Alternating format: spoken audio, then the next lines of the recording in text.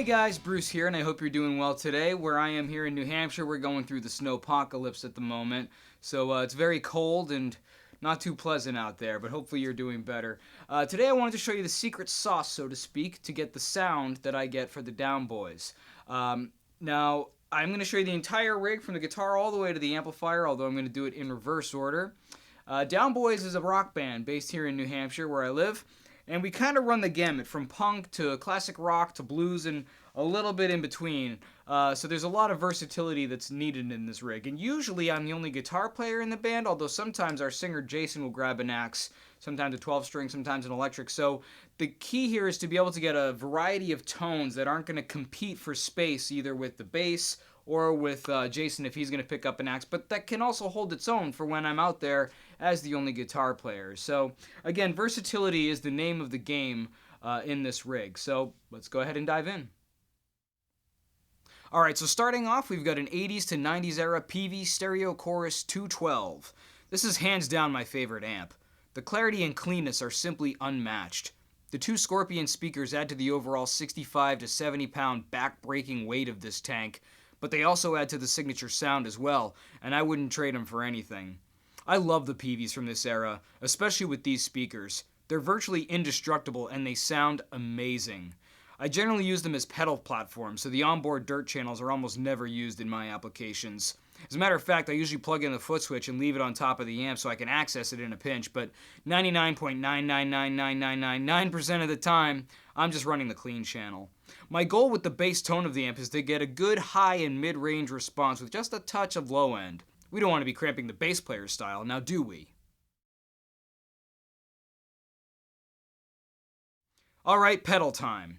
I usually run a tuner pedal and wah into the front of the board, though I'm equally happy just skipping these and using a clip-on tuner to be a little bit more on the minimalistic side.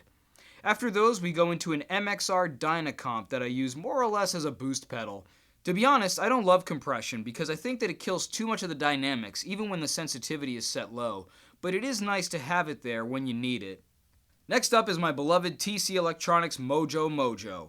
I'm a big Paul Gilbert fan, and though I honestly play nothing like him, I mean he's a guitar god and I'm a mere mortal, but he did say in an interview that using this pedal is sort of his secret to being able to play gigs where if he's not sure what kind of amp he's going to get, this helps him adapt on the fly.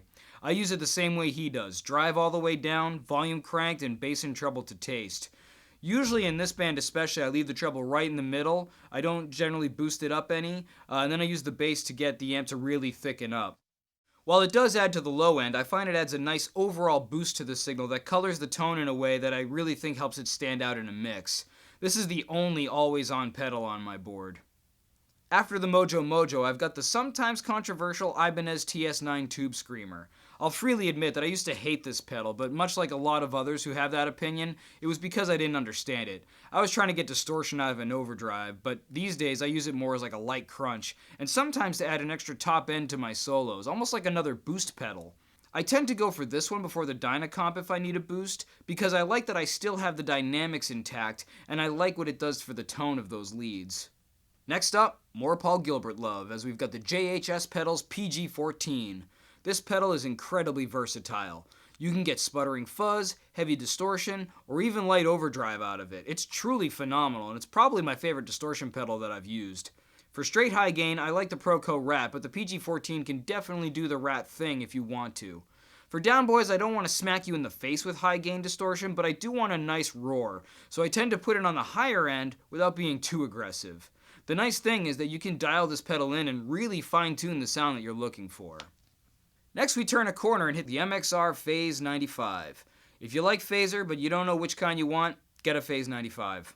With the ability to switch between script and regular modes as well as the 45 and 90 modes, you can cover a lot of wobbly ground with this guy. It's used in Spirits Disappear during the clean parts to give it that otherworldly feel. Lastly, the MXR Carbon Copy Delay.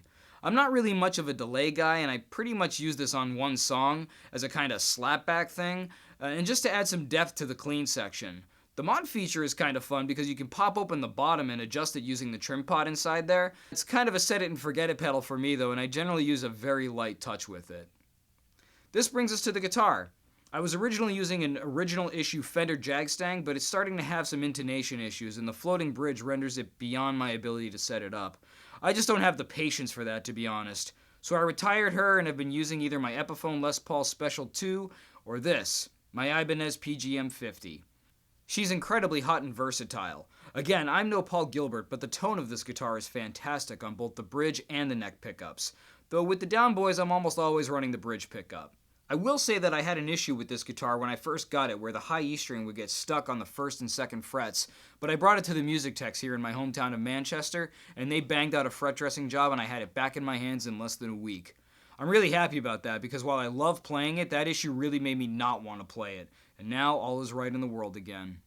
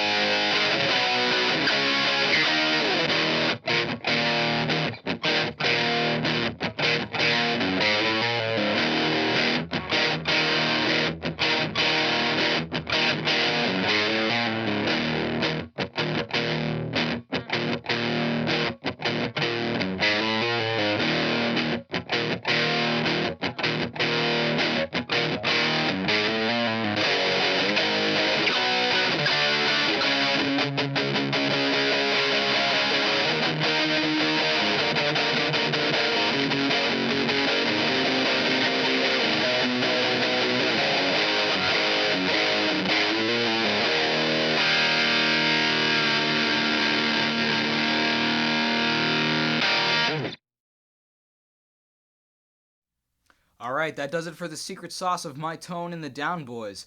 I hope you found this informative or interesting or at the very least intriguing, and I definitely hope to catch you at a show sometime soon. In the meantime, you can check us out at downboysrock.com.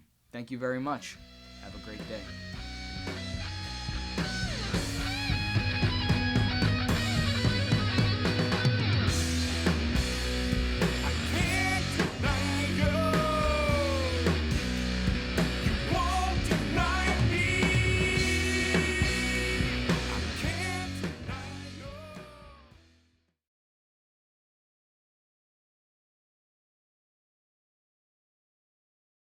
The Down Boys is a band based here in New Hampshire where I'm sitting and we're dealing... Nah, I could do that better. Down Boys is a band based in New Hampshire. We kind of... Oh. That was going well, too. That's interesting. The pedal tells me it's flat, and the clip-on was telling me it was sharp for a minute there.